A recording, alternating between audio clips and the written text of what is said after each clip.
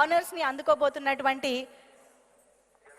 మనకి కొన్ని దశాబ్దాలుగా సుపరిచితులైనటువంటి వారు, మన ఇంట్లో మనకి బాగా తెలిసిన వ్యక్తులు అనిపించే వాళ్ళు ఇవాళ ఇక్కడికి కొంతమంది విచ్చేయడం జరిగిందండి. వాళ్ళందరూ మన జీవితాల్లో భాగం అయిపోయారు అని చెప్పాలి.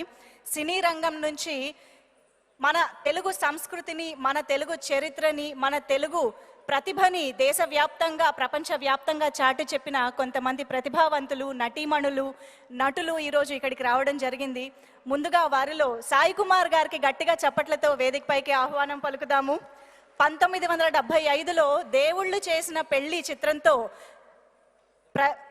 ప్రారంభించిన ఆయన సినీ ప్రయాణం అనేది నేటికి అంటే ఇప్పుడు 2025వ సంవత్సరానికి 50 వసంతాలు పూర్తి చేసుకోవడం అనేది చాలా చాలా ప్రత్యేకమైన విషయం అని చెప్పాలి.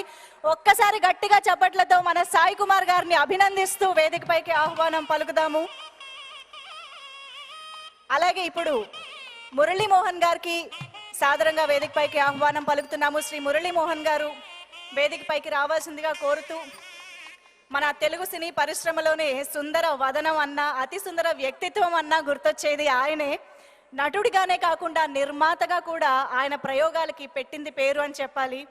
అటు సినిమా రంగమైనా, ఇటు రియల్ ఎస్టేట్ రంగమైనా క్రమశిక్షణతో, నిజాయితీతో ముందుకు వెళ్ళడం అనేది ఆయన ప్రత్యేకత అని చెప్పాలి. అటువంటి మురళీమోహన్ గారిని ఇవాళ ఇక్కడ చూడడం ఎంతో ఆనందదాయకం. Hearty welcome to you sir. అలాగే జయసుధ గారికి ఇప్పుడు వేదికపైకి ఆహ్వానం పలుకుతున్నాము. సగౌరవంగా జయసుధ గారికి గట్టిగా చప్పట్లు కొట్టడంలో అస్సలు మొహమాట పడద్దు మీరందరూ. ఇవాళ వాళ్ళందరినీ సెలబ్రేట్ చేసుకోవడానికే ఇవాళ వచ్చాం కాబట్టి. అఫ్ కోర్స్ జయసుధ గారు అనగానే సహజ సిద్ధమైన నటనే మనకి గుర్తొస్తుంది. ఎందుకంటే తెరపైన ఆవిడ ఎప్పుడు కనిపించినా కూడా చూపు తిప్పుకోలేనటువంటి నటన, కట్టిపడేసేటువంటి హావభావాలతో మనల్ని ఆవిడ అత్యద్భుతంగా అలరిస్తూనే ఉంటారు.